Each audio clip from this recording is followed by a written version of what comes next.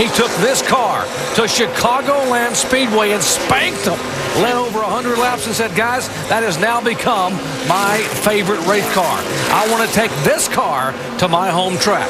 So they brought it to Indianapolis Motor Speedway, a track, as you heard, that he came to when he was 5 years old, riding in a luggage rack on top of a bus, covered up in coats, so he could watch these guys race.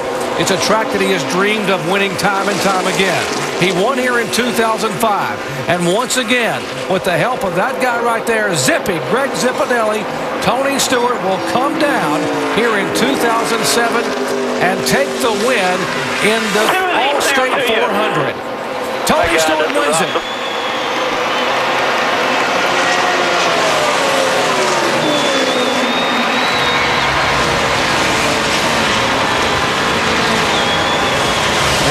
Take a look at him, guys. A lot of confidence. It's 2 wins at the track he loves so much, one of the favorite tracks. As a kid, he always wanted to win here, Jerry. He's got 2 of them now. He ran the Indianapolis 500 5 times, never won it, wanted to so badly, and now he has 2 wins in NASCAR's Elite Division, the Nextel Cup Series, in just 9 starts. And he made it look easy in total domination. Almost casual at times driving that race car. I knew he had a good race car, but when I saw him driving down the straightaway with no hands, taking that lead, I just, what do? You can't beat a guy like that. Got a great car. Yeah, I've gone through the fast food line at before I was driving with my knees when I wanted to order, but I've never on a racetrack at 200 miles per hour. Oh, looks like a little payback from earlier. Tell you what, I don't know if they're mad at each other, giving each other a kiss right there. They get along pretty good, those guys do. That could be just a little congratulations right there. It sure could. Got to be proud for Tony. He might want to dent that car up a little bit. He's tired of getting beat by it. That's 2 in a row for Tony in that car. Well, I don't know what type of kiss that was, Jerry, but they just called the 29 driver to the hauler. They want to talk to him about some rough driving just then. Well, they want to have a little discussion with Kevin Harvick, but here comes 36-year-old Tony Stewart, who grew up just 45 minutes away from Indianapolis in the towns of Columbus and Rushville, Indiana. Let's go down to Allen. With the winning crew chief, Greg Zipadelli, who just watched his driver come by to begin what I'm sure will be a very noisy celebration. Relief or joy? Or a mix? Oh, absolute joy. Obviously, it's a relief. We had such a good race car, and we've had them here before and haven't been able to close the deal. For us to be able to do this second time, just the real deal. You know what I mean? This kid, he's matured so much. He drove, I can't even tell you, what a phenomenal race today. Proud of him. These guys back home, they didn't give up on us. They worked hard. They, like I said, second time out for this car, we've won with it. They worked their tails off on it. The body guys, engineering, everybody. I'm just so proud of everybody. I know you try as hard as you can to win every race that you can, but knowing how much this race means to him, do you ever feel yourself putting extra pressure on yourself during this day? It's not even explainable. The pressure you put on when you walk in that gate on Friday morning, the relationship Tony has to this racetrack and his history of growing up and what it means to him, that makes it double of what you normally would if you had somebody that just wanted to come and win here. Congratulations, Greg. Thank you. Thank you. Greg Zipadelli, the winning crew chief. And we officially congratulate Team Chevy driver Tony Stewart, the winner of the 2007 Allstate 400 at the Brickyard. Let's go down to Jamie Little. Well, Doc, it was his best start on an oval, his best start in NASCAR. Second, he finishes second, his best finish on an oval.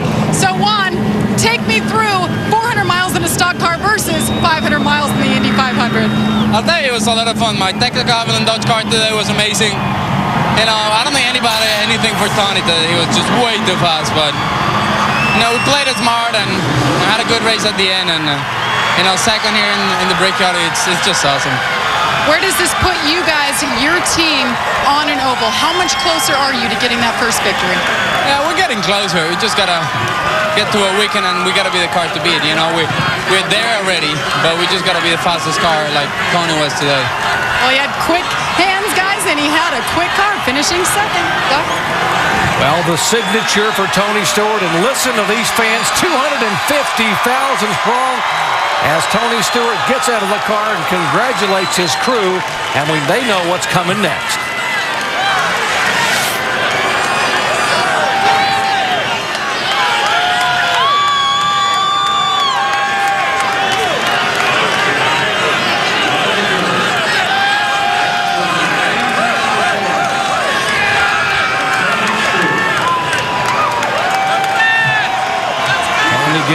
hugs and congratulations down there. Got family here watching him win his second Allstate 400.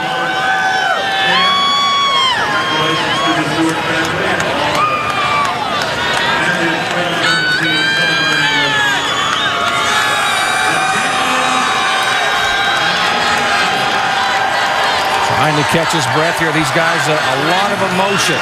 And there finally is Greg Zipadelli, dear friend and crew chief that helped guide this winning moment here today.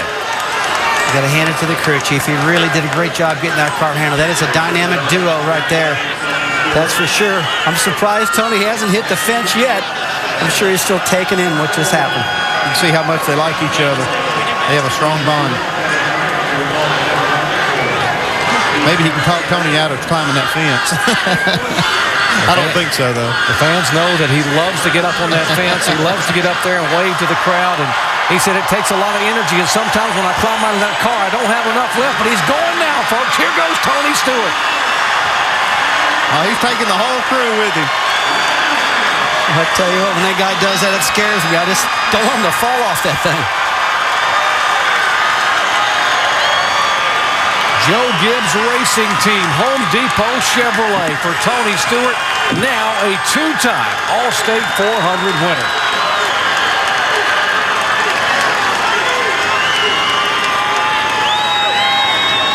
Jerry, I believe he's tuckered out. He usually goes all the way up to the flag stand. Let's go to Dave Burns. And he does it again, and I don't mean winning, I mean getting up and down there safely. Let you get a little drink of water here. I noticed as we get the checkered flag, Tony, they haven't done any modifications for you up there. It looked as tough as it's always been to climb that dude. Yeah, it is. I mean, try it once, you'll see. You commentators are getting real good about talking about it, but I haven't seen one of you do it yet. Talk to me about racing the race car the way you did today. It was good most of the day, but there was a time when you didn't have the lead, and we wondered, could he get it back? We were about the only guy that could stay with anybody that was leading. This thing was pretty good in traffic there all day, and I just went down into one on the restart and got really, really tight for some reason, and Kevin got by us, and then once we got going again, we could stay right with him, and I knew after about 15 laps we could get a run on him again, so I was just trying to be patient and got a good run on him off of one there and got by. So that's a hard guy to race with. I mean, he's a clean guy. I mean, he's one of my best friends, and I can't think of another guy to want to race for the lead. He gave you a little shot after that, and then he gave you another nice donut on the side after the race. Yeah, but keep in mind, he's the same guy that put the donut all the way down the side when I won in his first Busch car, so he's a good guy. I mean, that's the two guys I had to race for the win these 2 years are guys that are good friends of mine. That's the way I want it to be. Another good friend was on top of the pit box today. You joked about Zipadelli needing a pillow halfway through the race, looking relaxed. With 10 laps to go, you're taking a drink out of the water bottle. You look pretty relaxed, too. I was thirsty.